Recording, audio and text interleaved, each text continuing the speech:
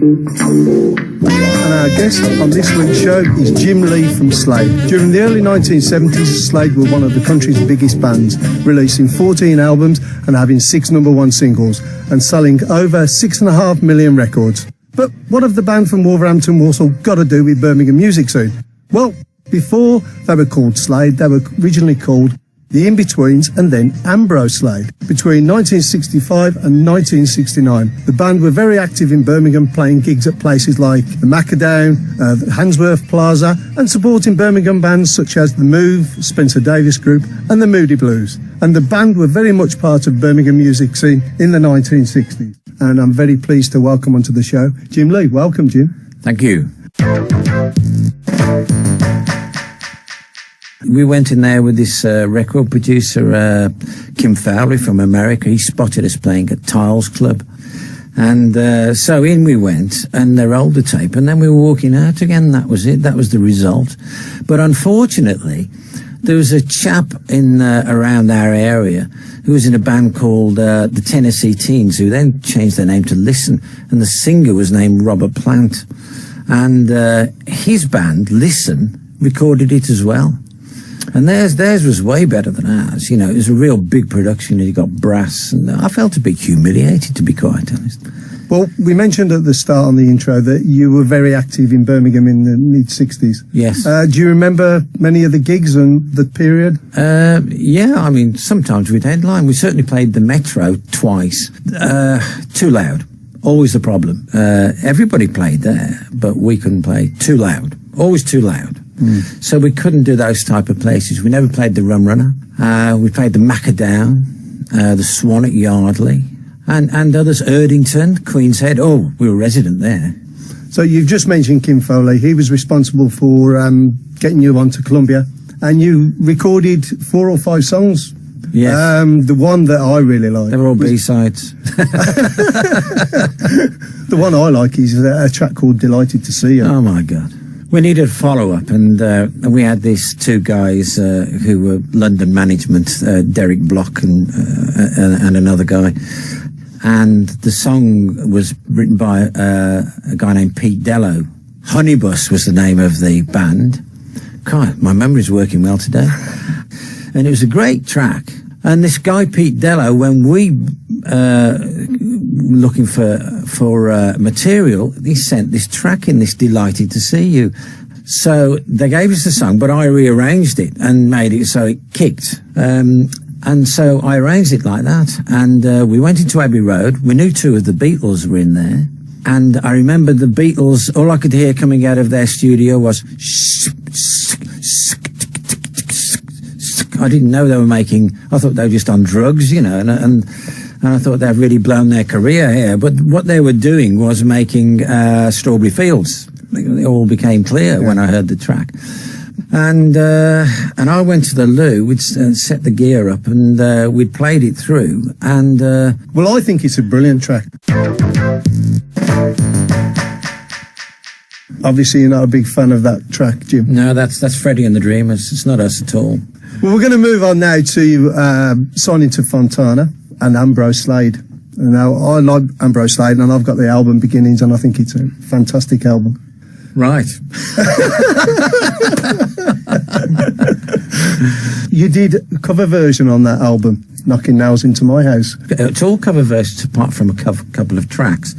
I had a little obsession, in fact more than a little obsession, with a band that was from Birmingham area called the Idle Race, and I used to go and see them with my wife, and we did play together at the Macadam pub, and we were doing this track from their birthday party album called Knocking Nails Into My House, and you know, they were all saying, the rest of the band, we can't play that because we're on with the band. I said, no, definitely we've got to play it because we're playing with the band. You know, want to know what they think of it, you know. The Idle Race went on first, and of course they were fantastic, you know, and I loved watching them. So then we went on, and came the big moment, are we going to take this? Are we going to do it? Yeah, do it, you know. So we did it. And then after we'd been on, Jeff came into the dressing room and asked if we played, because we used to do 2 sets in those days. And Jeff said, "Excuse me, mate, will you play Knock It Into My Nails Into My Ass again? Because I've never heard anybody play one of my songs." And I said, "Yeah, we'll do that, you know." And I was honoured to play it. And Jeff sat down the front and sat there until we played it. Then he buggered off. And we're pleased we've got Roger with us. Roger Spencer from the Idle Race. How are you? Hello, Jim. How you doing? I'm fine, mate. Good to see you, mate. I haven't seen you for a long time. That was tremendous. I mean, the energy of the band was amazing. I mean, I remember playing with them, particularly. You mentioned the Macadam. I just thought, God, this band's amazing. They really were very tight, very together. Tremendous, great. And it was a great version. Yeah. Very well recorded, very well played. Absolutely. I think it's a fantastic track. Yeah, it is. I think it's a fantastic album. Oh, well. Have you thought of going to the doctors? Jim, be more positive, please. Good stuff, man. Good stuff. No, it's all right. It's of its time, that's all. Yeah, that's right. Absolutely. I agree. You know, you can look back and knock stuff, but you got to start somewhere, haven't you? You know? Yeah. And my God, that was a good start to what a great career you had, you know. Yeah. Chaz, our manager, who took us over when we became Ambrose Slade, and we were after material. We weren't really writing our own stuff then. That was done as you see, was done as Genesis as a backing track. And he said, put some vocals on top of that. So I wrote that on top. Don did the lyrics and I did the melody. And, you know, it got radio play, actually. Know Who You Are did. It got our nose through the door. We did one of those programs on TV, late at night, music programs with Tommy Vance. Tommy Vance got on our side. So it was, you know, like the Idle Race actually had John Peel on their side. With that record, it began to open the radio world up for us. There was an image change as well.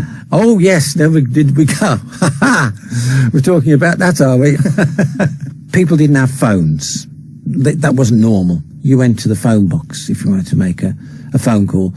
Chaz said, one of you has got to have a phone. The office will pay for it. And it was me.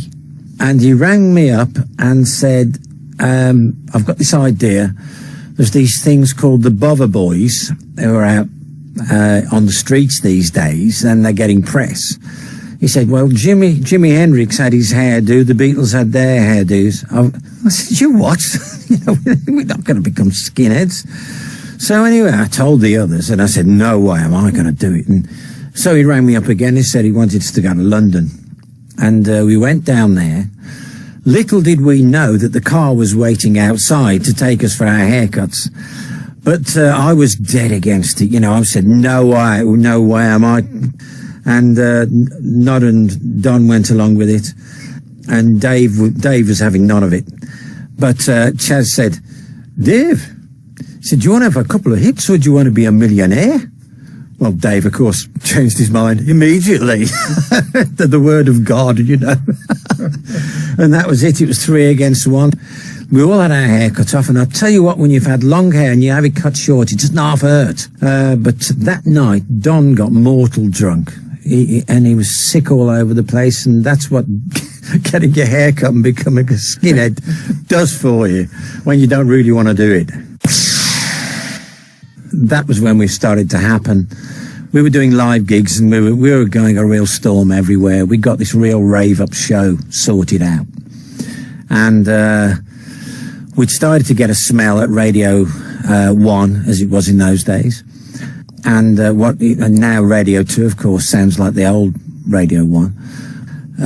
We were after a single, and Chaz said, look, when you finish off your show with Get Down and Get With It, it's always a massive event. And when you go off, you always get encores, and I think you ought to record that. So we went into Studio 1 at Olympic Studios. Those studios were used by the Stones, Zeppelin. The Faces were in and out. You know, we'd be crisscrossing one another. But we went into the big room where they do the orchestras, and suddenly we felt at home with the recording studio. It was like a gig. So we set up the gear, and we played Get Down and Get With It as if live. And it was down in 2 seconds, of course. But the thing we hadn't realised was that over the years, we got louder and louder and louder. And in the 60s and the 70s, there wasn't foldback or earpieces like you have now. And we didn't realise that Nod's voice had completely changed into this raucous scream. But it sounded sort of very abrasive. And I said to the engineer, can't you make him sound a bit more like Gene Vincent? You know, that sort of, you know, that sort of, you know, that echo on the back of it. And he said, yeah, and they had to have a tape machine running really fast, and they called it ADT. Apparently it was invented by John Lennon, and it went round really fast, so Nod's voice was coming round again really quickly. And it gave that old rock and roll sound. And suddenly, Nod's voice sounded acceptable. And this was a big moment, really, because I was writing with Don at the time, and Nod was writing with Dave. Don and I, we were coming up with a lot more material than the other two. But obviously, down the phone comes Chaz. Jimmy, we need a follow-up, like, you're writing. And I said, you know, I'll think of something. So, Nod and I used to jam in the dressing room with the violin and the guitar, and I got this idea, this lick,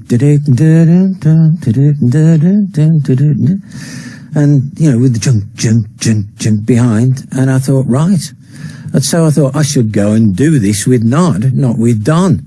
And of course we've got no phone, so I just turned up on his front door, drove over there, and with my violin, my wife's beaten up old acoustic guitar. And I said, Nod, I've come to write a song. And he said, well, yeah, right with Don. And I said, well, no, I've got this song because it's like a Grappelli and Django thing. And he said, come in then. So I went in, started the riff, jing, jing, jing, got him to do that, and I was playing the fiddle. And 20 minutes done.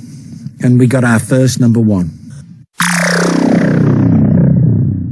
We had an old piano at home. By an old piano, I mean one that was completely smashed, half smashed, and a lot of the keys were missing. And I used to come home from school and I came up with ding, ding, ding, ding, ding, ding. Then that went into the next bit, and then I sang over the top. And I didn't know I was writing then, though. I was just a school kid. I was just messing about, you know.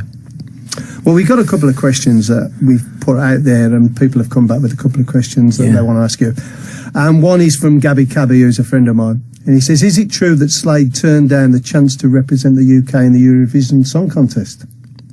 That's not true at all. We were asked, our manager, Chaz, came up with the idea that he asked me, do you fancy writing something for the Eurovision Song Contest? And I said, no. I said, I don't want to get involved in all that stuff. That was as far as it got. And we got a question from Andy Note. It's been a real pleasure to hear all these stories. I mean, I was just a baby when you were having all your big number one hits. So the first Slade songs I really knew were the ones in your comeback in '81, with Lock Up Your Daughters and We'll Bring the House Down. Yeah.